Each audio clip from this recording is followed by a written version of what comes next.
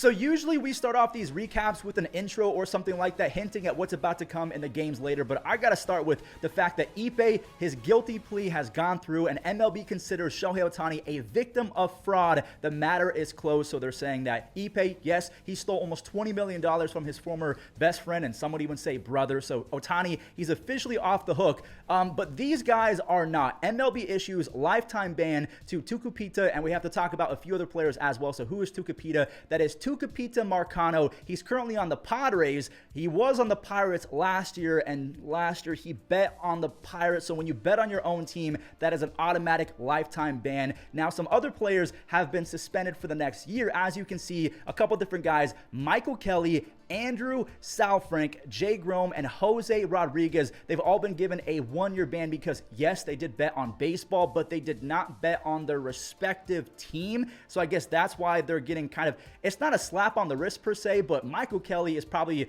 getting the worst of it because he only put $99, that's it, $99 on games, and now he's about to lose $750,000 in income. Andrew Saalfrank, he was tearing up AAA. He was probably going to get called up soon. I don't know who Jay Groome or Jose Rodriguez are, so those are players that I hope get some help because gambling, you just don't do it. If you play professional sports, we've seen it in the NBA lately, NFL even, but you can if you want. If you're in the MLB, you can bet on NBA. If you're in the NBA, you can bet on hockey. Just don't bet on your own sport. I feel like that's self-explanatory, and common sense would have gone a long way for all of these guys. So just to recap, Ippei, he might be going to prison for upwards of 30 plus years. I guess that is the maximum sentence. It's official. Ohtani is off the hook. We have 5 or 6 guys banned or suspended. Tucupita Marcano, he's gone for life. And then the other guys suspended, Michael Kelly, Andrew Saalfrank, Jay Groome, and Jose Rodriguez. They have been suspended for betting on baseball. And last kind of housekeeping update before we talk about the games from yesterday, because there were some fun games.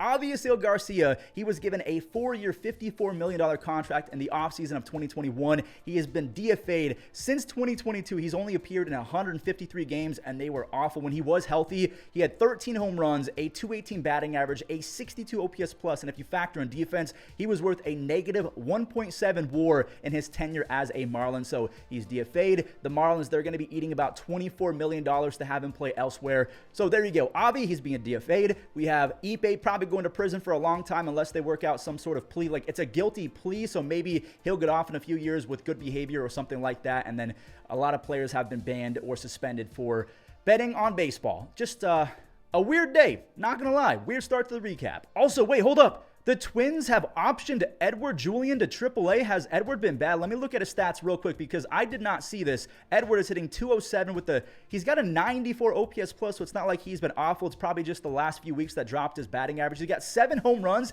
6 stolen bases.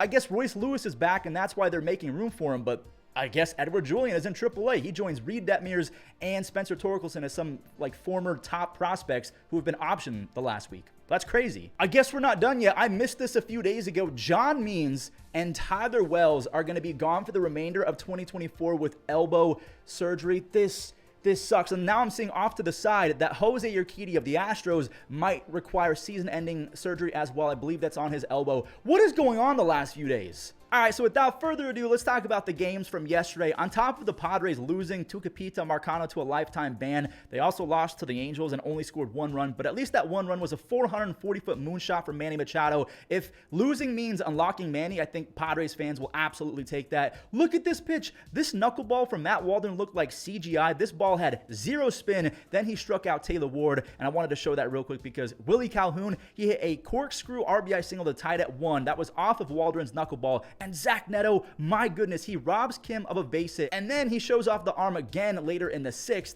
Tatis, he ripped a double down the line, and I have no idea why. Profar was sent by the third base coach, but he was hosed. So Waldron and Tyler Anderson, they both allowed just 1 run, and by the way, a huge tip of the cap to Tyler Anderson, who I called a bum and a thief last year for what he did for the Angels. He lowers his ERA to 2.3 because he's only allowed 4 runs over his last 4 starts. This Luis Guillorme sac fly was the winner. Adele, he flies in to score. for Carlos Estevez. He tossed a clean 1-2-3 ninth inning on, I think it was 10 pitches. Are the Padres good or not? Let me know in the comments. So we just saw the Padres lose, and they had a guy get banned. The Diamondbacks had a guy get suspended, Andrew Saalfrank. So let's see what they did yesterday versus the Giants. Yes, that's the transition I went for. I'm sorry. Lourdes Gurriel is starting to feel himself again. He's got a home run in back-to-back games and 4 RBIs in his last 3 games. That was his 100th career home run, by the way. Just like Lourdes Gurriel Jr., rookie Blaze Alexander has really cooled off the last few weeks, but after Suarez hit a triple, Blaze singled him home. This web gem from Ketel Marte was huge for Ryan Nelson, who was perfect through the first 3 frames,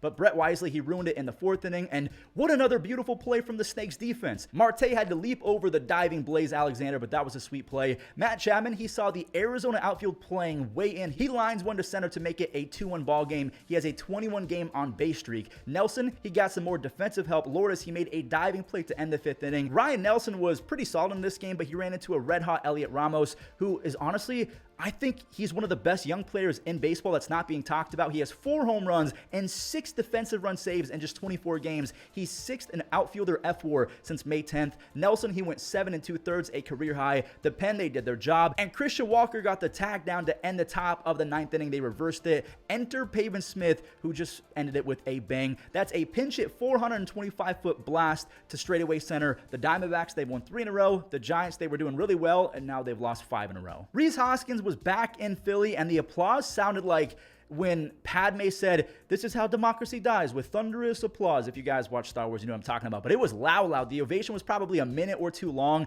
Philly's just different, man. Rhys, he popped up to end the top of the 2nd. Now, staying with the 2nd, and Mundo Sosa, he's been playing like an all-star in the absence of Trey Turner. He's not going to be an all-star most likely, but he's been incredible. He and Johan Rojas made it a 2-0 game for Zach Wheeler, and I didn't even know that David Dahl was on the Phillies. He had back-to-back seasons of 15-plus home runs in 18 and 19. It's kind of cool to see him back on a big league diamond. Rhys, he walked in the 5th. He and Bryce were hugging it out at first base, and then Rhys stole 2nd. JT Realmuto was laughing. He probably thought no chance he was going to try and steal off me. Blake Perkins then laced one up the middle. Rhys, he's going to turn on the Jets. He's going to try and test Rojas' arm. He's out, and the funniest part, JT and Rhys, they kind of trade slaps on their bums, and then Rhys kind of forgot what team he was on. He was heading back to the Philly dugout, and then he had to remind himself, wait, I'm not on that team. I got to go the other way. JT and Rhys, they were chopping it up in the 7th, probably talking about that stolen base when Rhys Hoskins went yard. There were some boos because he's an enemy now, and he ruined Zach Wheeler's shutout, but he got mainly a standing ovation. That was the only run allowed by Zach Wheeler. Hoffman and Alvarado, they threw 2 perfect innings to end it. The Phillies are now 42-19, and I hope that they make a deep playoff run because that crowd is absolutely electric. It reminds me of the WBC every time I watch a Phillies game. So we're going to skip to the 4th because Mark Vientos has 100% stolen Brett Beatty's job, at least for the next few weeks or month.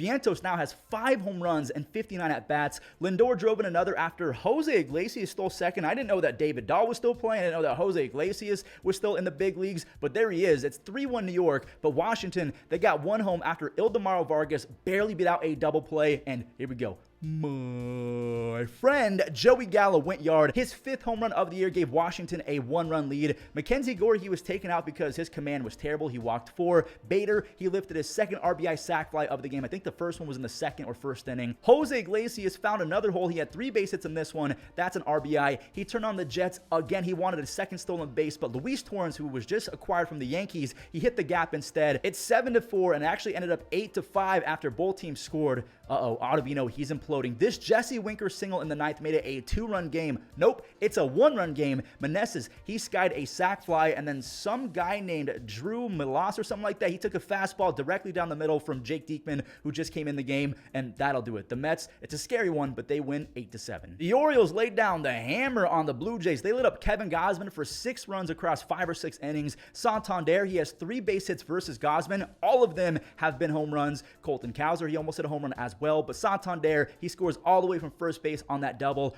Austin Hayes, goodbye. He finally is on the board, his 1st home run of the season. Vladdy, he answered with a home run of his own. He's been really good over the last month, borderline 2 months, and he did this on his City Connect bobblehead night. They have a City Connect home run jacket as well. Austin Hayes, he wanted another one. He knew it off the bat. His swing is very pretty. Grayson Rodriguez, he was fantastic aside from that home run to Vladimir Guerrero Jr. He punched out 4 over nearly 7 innings. He didn't walk anyone. Ramon Urias, he pimped a long home run as well. Baseballs, they're flying in Major League Baseball right now. And that was no different in this Cardinals and Astros game. Alec Burleson, solo home run a few moments later. Nolan Gorman, who has been unstoppable lately, he hit one as well. He just cannot get out over the last few weeks. So it's now 3-0 Cardinals after Arenado singled in Goldie. Before we show more home runs, Tucker, he fouled one off his shin. He had to come out, and they said that he's going to be okay going forward, but that looked painful. Pinch hitter Mauricio Dubon, he never takes walks, but he took a walk, and Yordan, he socked a 2-run moonshot. Alvarez has 5 RBIs already in the month of June. So does Nolan Gorman. He muscled out his second of the game, giving him 9 home runs and 18 RBIs over his last 17 starts.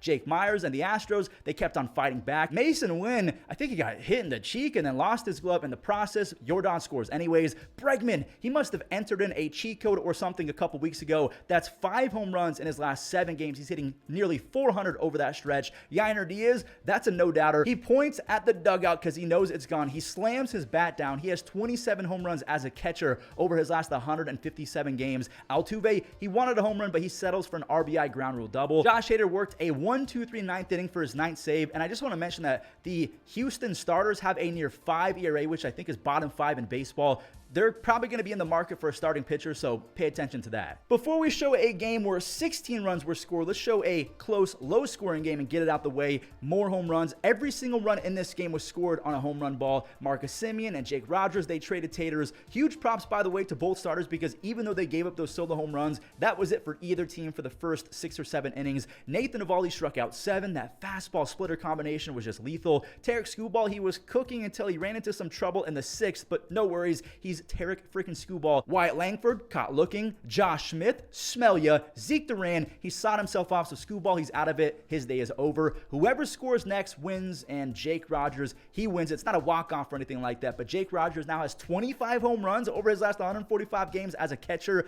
Bo Brisky, I gotta show some love. He threw 3 innings in relief. He struck out 4. Detroit, they're back to 500. They're 30-30.